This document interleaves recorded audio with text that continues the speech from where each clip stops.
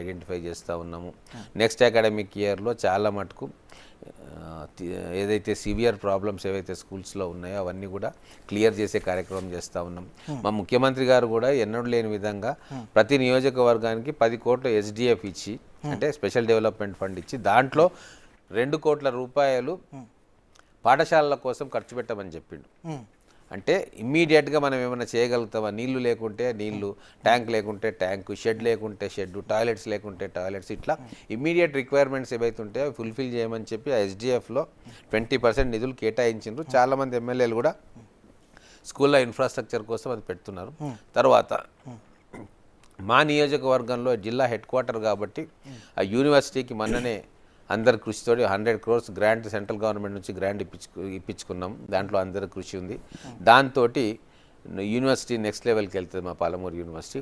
అలాగే degree college కావాలని చెప్పి ముఖ్యమంత్రి గారిని కోరినాం. ఇంజనీరింగ్ కాలేజు, లా కాలేజు మా యూనివర్సిటీకి కావాలని కోరినాం. వారు దాన్ని సముఖంగా ఉన్నారు. మొన్ననే అనౌన్స్ చేసేది ఉండే కానీ ఎన్నికల కోడ్ వచ్చింది మా జిల్లాలో కాబట్టి చేయలేకపోయినారు. స్కిల్ డెవలప్మెంట్ యూనివర్సిటీ కోసం కూడా అడిగినాం, దానికి కూడా ఒప్పుకున్నారు శ్రీధర్ బాబు గారు. అలాగే ITIలకు ఆల్రెడీ ఫండింగ్ వచ్చింది. ఇట్లా వొకేషనల్ ఇంటర్మీడియట్ జూనియర్ కాలేజ్ కూడా ఫండ్స్ తీసుకొస్తూ ఉన్నాం. ఎక్కడెక్కడ స్కోప్ ఉందో ఖచ్చితంగా అక్కడ ఎడ్యుకేషనల్ ఇన్ఫ్రాస్ట్రక్చర్ని పెంచుకోవడానికి మా నియోజకవర్గంలో కావచ్చు, మా ఉమ్మడి జిల్లాలో కావచ్చు, మేమందరం కలిసి కృషి చేస్తూ ఉన్నాం. వాళ్ళు కేవలం వాళ్ళ కాన్స్టిట్యున్సీకి రాజులు, ఇష్టం ఉన్నట్టు దోసుకోండి, ఏమైనా చేసుకోండి, కానీ హైదరాబాద్ వచ్చేది లేదు, సెక్రటరీలు వాళ్ళని కలిసేది లేదు. ఎందుకు అంటే వాళ్ళందరూ సీఎం ఆఫీస్ ఇప్పుడు ఏవైతే పేర్లు వస్తూ ఉన్నాయో టాని కానీ పీని కానీ ఒక కోటరీ ఉండే వాళ్ళు చెప్పినట్టు వినాలి, లేకుంటే పోస్టింగ్లు ఉండవు, ఎమ్మెల్యేకి వాల్యూ లేకుండే. కానీ ఇప్పుడు ప్రిన్సిపల్ సెక్రటరీ గారి దగ్గర కూడా ఒక ఎమ్మెల్యే పోయిందంటే కూర్చొని ఏం కావాలి ఏందని నోట్ చేసుకొని గౌరవప్రదంగా ఒక ప్రజాప్రతినిధికి ఇచ్చే విలువ ఇచ్చి పంపిస్తున్నారు. చాలా మార్పు వచ్చింది. నేను ఎమ్మెల్యేల కొత్తలో ఒక ప్రిన్సిపల్ సెక్రటరీ దగ్గరికి పోతే లేకుండే ఆఫీస్లో. ఓకే, ఇంకా వాళ్ళకి అలవాటు కాలే.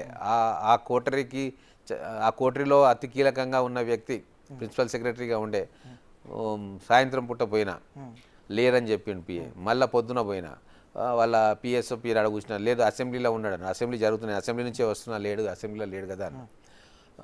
ఫోన్ చేయంటే ఫోన్ చేయరు సార్ అట్లా అన్నాడు. అంటే వాళ్ళ బల్పు చూడండి.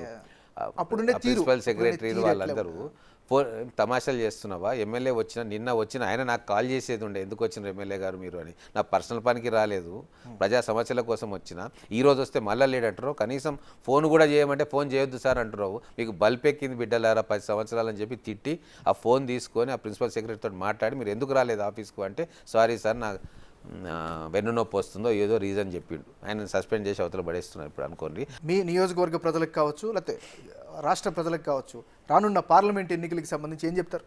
ఒకటే, ఇప్పుడు నిధులు వచ్చేటివి రాష్ట్రం నుంచి వస్తాయి. కేంద్ర ప్రభుత్వం ఎన్ని నిధులు ఇచ్చినా ఏమిచ్చినా అది రాష్ట్రం ద్వారానే అడ్మినిస్ట్రేటివ్ మెషినరీ రాష్ట్రానిదే ఉంటుంది. కేంద్ర ప్రభుత్వం డైరెక్ట్గా ఏ స్కీమ్ కూడా ఇంప్లిమెంట్ చేయలేదు. ఈరోజు మేము కేంద్రంతో మంచి రిలేషన్స్ తోటి ఎంత ఎక్కువ నిధులు తీసుకురావాలో అంత తీసుకొస్తూ ఉన్నాం. ఒక మంచి పరిపాలన సాగుతూ ఉంది. ఎమ్మెల్యే నుంచి, లోకల్ బాడీస్ నుంచి ఎమ్మెల్యే కావచ్చు, MP కావచ్చు, ముఖ్యమంత్రి గారు కావచ్చు, ఒక లైను 10 సంవత్సరాల్లో BRS BJP ఎట్లా పనిచేసినాయో మనకు తెలుసు. ఇప్పుడు ఏమవుతుందంటే గౌరవ ముఖ్యమంత్రి గారు ఎటువంటి బేసిజాలు లేవు.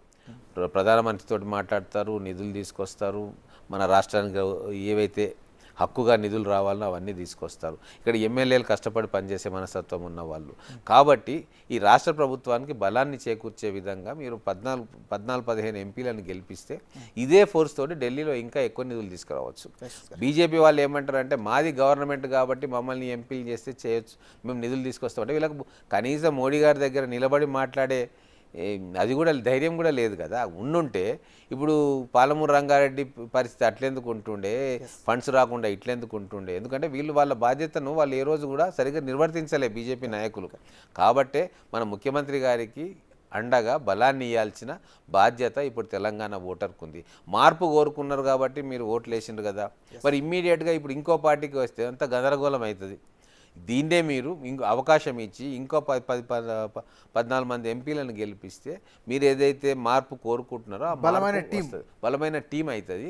మనం అనుకున్న రీతిలో తెలంగాణలో అభివృద్ధికి మన కళ్ళ ముందు చూడగలుగుతాం. Thank you.